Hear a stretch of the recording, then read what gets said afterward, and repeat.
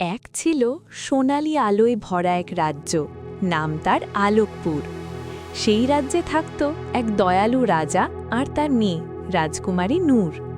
নূরের চোখ দুটো ছিল একদম চাঁদের মতো উজ্জ্বল। সবাই বলতো নূর হাসলে পুরো রাজ্য আলোয় ভরে যায়। কিন্তু রাজ্যের পাশেই ছিল এক ভয়ঙ্কর অন্ধকার বন। সেই বনে বাস করত এক রহস্যময় জাদুকর, নাম তার কালরাত্রি। একদিন হঠাৎ করে রাজ্যে সূর্যের আলো আসা বন্ধ হয়ে গেল। চারিদিকে কুয়াশা, ঠান্ডা আর অন্ধকার নেমে এলো। জাদুকর কালরাত্রি রাজপ্রাসাদের চূড়ায় দাঁড়িয়ে বলল, এই রাজ্য এখন আমার, আলো চাইলে সাহস দেখাও।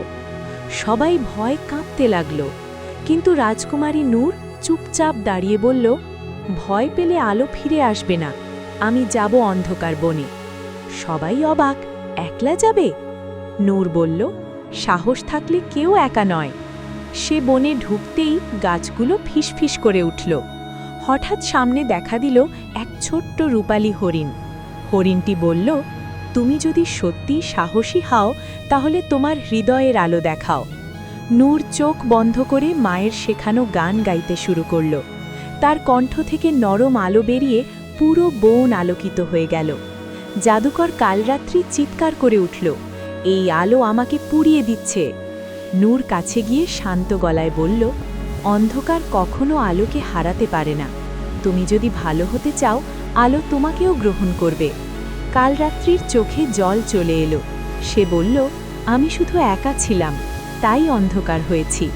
নূর তার হাত ধরল। সাথে সাথে অন্ধকার বন ফুলে ভরে উঠল। সূর্য আবার উঠল আকাশে। রাজ্যে ফিরে এলো আলো আর হাসি। সেদিন থেকে সবাই শিখল, সাহস আর ভালোবাসাই সবচেয়ে বড় জাদু।